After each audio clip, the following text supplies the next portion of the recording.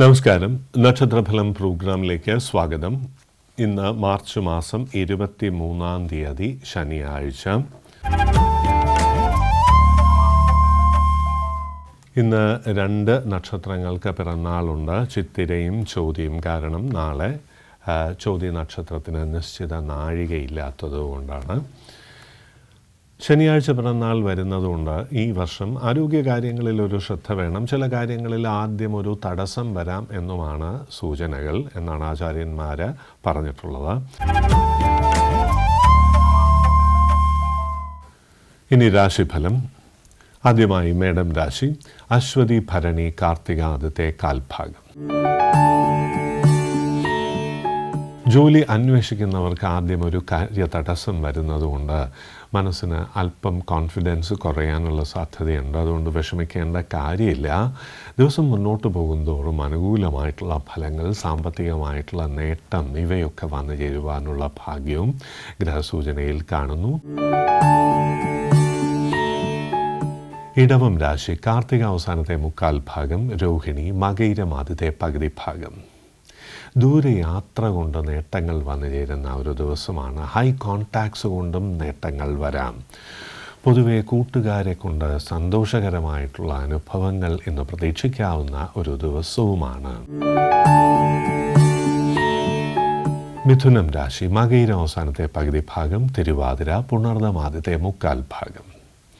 ആദ്യം ഒരു കാര്യ തടസ്സം ബിസിനസ് രംഗത്ത് വന്നാലും തടസ്സങ്ങൾ ദിവസം മുന്നോട്ട് പോകുന്തോറും മാറിക്കിട്ടും എന്നുള്ളതിൽ സംശയം വേണ്ട. അധിക പണച്ചെലവോ വാഹനത്തിനോ ഗൃഹത്തിനോ റിപ്പയറോ ഒക്കെ വരുവാൻ സാധ്യതയേറെയുള്ള ദിവസമാണ്.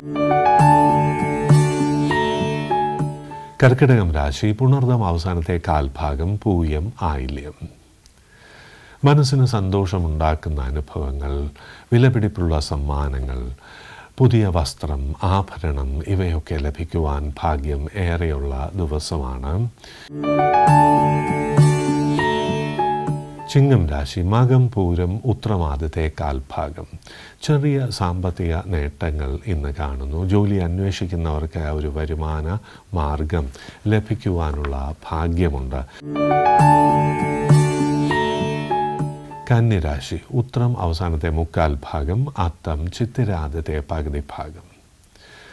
അല്പം ഒരു വൈകാരിക പ്രയാസം കാണുന്നുണ്ട്. അതുകൊണ്ട് ഗൃഹത്തിൽ അഭിപ്രായ വ്യത്യാസം വരാതെ ശ്രദ്ധിക്കണം. പെട്ടെന്ന് കോപം വരുന്ന ഒരു ദിവസമാണ് എന്നും പ്രത്യേകിച്ചറിയാം. തുലാം രാശി. ചിത്തിര അവസാനത്തെ പകുതി ഭാഗം, ചോതി വിശാഖം ആദ്യത്തെ മുക്കാൽ ഭാഗം. മനസ്സിന് സന്തോഷമുണ്ടാക്കുന്ന രീതിയിലുള്ള സാഹചര്യം ഒരുങ്ങുവാനുള്ള ഭാഗ്യമുണ്ട്. പഴയ കൂട്ടുകാരെയൊക്കെ കണ്ടുമുട്ടുവാനും പാർട്ടിയിങ്ങുമൊക്കെ ഇന്ന് കാണുന്നുണ്ട്. വൃശ്ചികം രാശി. വിശാഖം അവസാനത്തെ കാൽഭാഗം, അനിഴം തൃക്കേട്ട. വാഹനം കൊണ്ട് ചെറിയ പ്രയാസമോ ഗൃഹത്തിന് അല്പം റിപ്പയർ വർക്കോ വരുന്നൊരു ദിവസമാണ്. വിവാഹ കാര്യങ്ങളിൽ തീരുമാനമെടുക്കുവാൻ പറ്റിയ ഒരു ദിവസമല്ല. ധനുരാശി. മൂലം പൂരാടം ഉത്രാടം ആദ്യത്തെ കാൽഭാഗം. യാത്രയുണ്ടാവും, എന്നാൽ യാത്ര കൊണ്ട് അധിക പണച്ചെലവ് വരാം. ഉദ്ദേശിക്കുന്ന കാര്യങ്ങൾ അതേ രീതിയിൽ നടക്കുന്ന ഒരു ദിവസമല്ല എന്നുള്ളതാണ്. പ്രതീക്ഷിക്കുന്ന സഹായം ലഭിക്കുന്നതിലും അല്പം ഒരു കാര്യ തടസ്സമോ കാലതാമസമോ വരാം.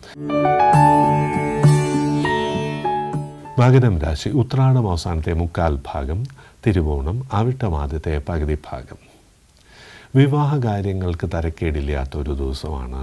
പ്രണയിക്കുവാൻ ഒക്കെ സാധ്യതയുള്ള ഒരു ദിവസമാണെന്നും പ്രത്യേകിച്ചറിയാം. കുംഭം രാശി. അവിട്ടം അവസാനത്തെ പകുതി ഭാഗം, ചതയം പുരുരുട്ടാതി ആദ്യത്തെ മുക്കാൽ ഭാഗം. അധിക പണച്ചെലവ് ഗ്രഹസൂചനയിലുണ്ട്.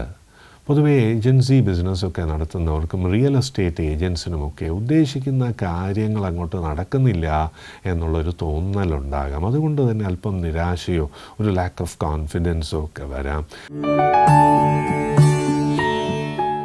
മീനം രാശി. പുരുരുട്ടാതി അവസാനത്തെ കാൽഭാഗം, ഉത്രട്ടാതി രേവതി.